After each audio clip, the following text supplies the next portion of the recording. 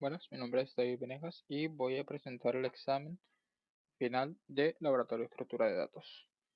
Ok, bueno, primero vamos a ir viendo el primer punto, en el cual decimos que se realiza un programa que da dos listas enlazadas, genera una tercera lista teniendo en cuenta que no se repitan los números comunes en ambas y la muestre de manera ordenada de menor a mayor.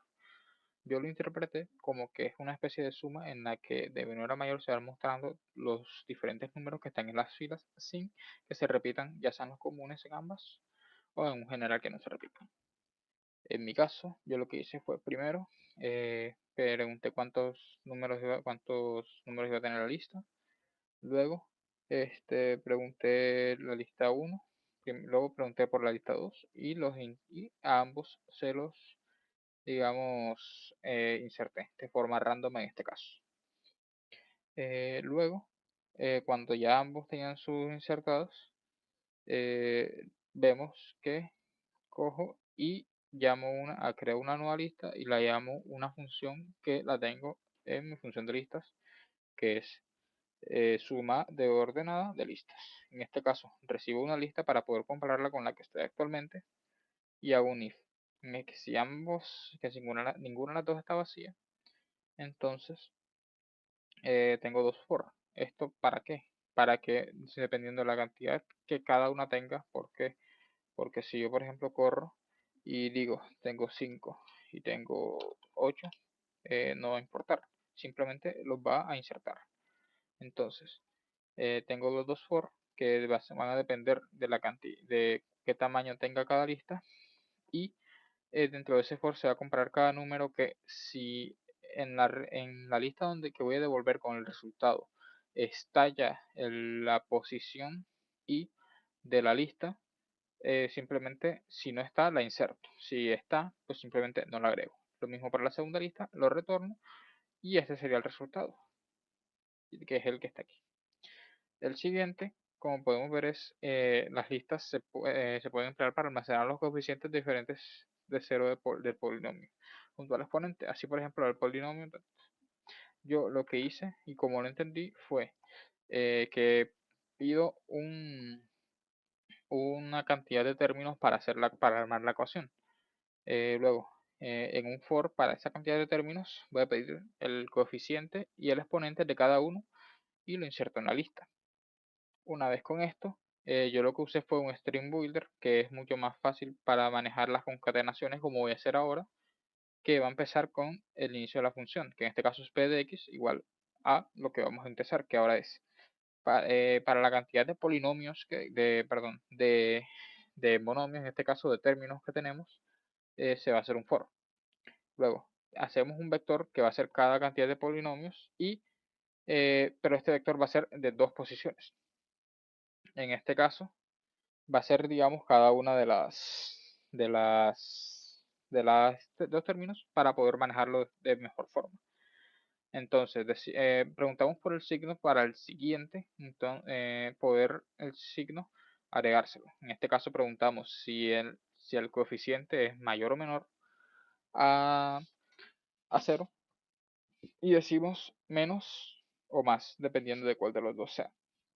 Luego guardamos el coeficiente que es el valor absoluto, por lo cual no va a importar si va a ser menos o más. Si es diferente de 1, entonces esto lo hacemos para que si el coeficiente es 1, no se muestre. Pero si ya es 3, 4, 5 y así, sí que se muestre. Entonces, que si es diferente de 1, le mostramos el valor de ese valor absoluto del coeficiente, que es el vector en la posición 0, y si no, que no se muestre. Y el término, que el término va a ser donde vamos a guardar ese término, digamos, para después añadirse. En este caso para añadirlo primero preguntamos si, primero preguntamos aquí si, esto aquí era algo que estaba probando, pero primero preguntamos si el vector y en la posición 1, que es el exponente, es mayor a 1, decimos el coeficiente más x a el exponente. Si no, entonces simplemente decimos que el coeficiente más x. Ya. Y al final, si y es igual a 0, entonces simplemente se lo subimos. Si no, le ponemos el signo y luego le ponemos el término.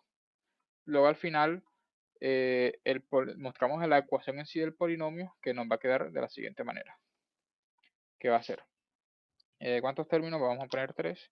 Vamos a hacer los 3 casos que planteé anteriormente, que son el normal, 2x al cubo, donde el coeficiente es 1, y en este caso es el primero, pero podemos poner, por ejemplo, 3 al cuadrado.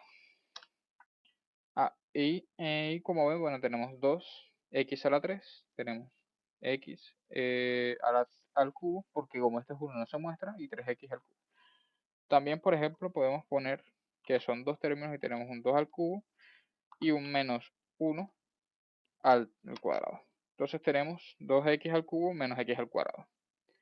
Y luego para el último, que son implementar las operaciones de intersección y diferencia, lo que hice fue, ok, ahora con el tercer punto, lo que hacemos es, casi como en el primer punto, verificar, bueno, primero llenar las listas, así tal cual como en el primer punto. La diferencia es que aquí lo que vamos a mostrar es una intersección.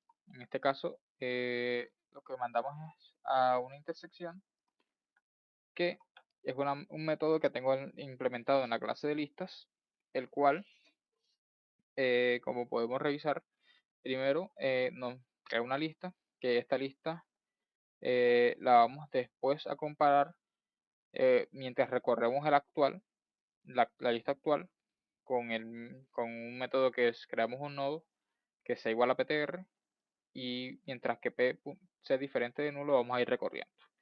La diferencia aquí es que en lo que en cada, así como antes, en cada, digamos, punto, en cada posición de la lista actual, vamos a preguntar si en la lista que vamos a comparar está p.info, que es, digamos, el elemento actual. Si no está, perdón, si está haciendo una intersección, si está, y a su vez está, para no repetir, no está en la lista de resultados, que es la que tenemos aquí, que es la que vamos a devolver.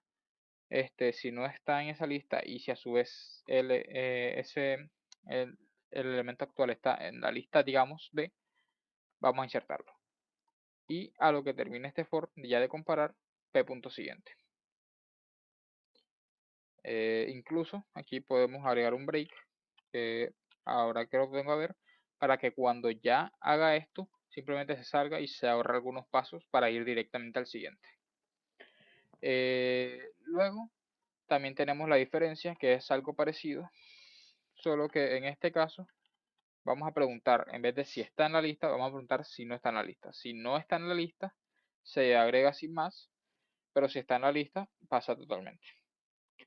Y el resultado al final vendría a ser el siguiente, que es, vamos a decir que hay 5 números y 8 números, y como vemos tenemos 16 que no está en la lista, por lo cual en la intersección no va a salir, pero sí va a estar en la diferencia. El 14, como vemos, está, no sale en la intersección y no en la diferencia. El 18 no está, no sale en la diferencia. El 4 está abajo también, así que está en la intersección. Y el 12 no está.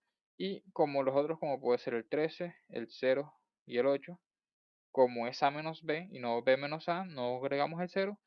Y como es intersección, nada más está el 14 y el 4, que son los dos únicos que se encuentran también en la lista de abajo.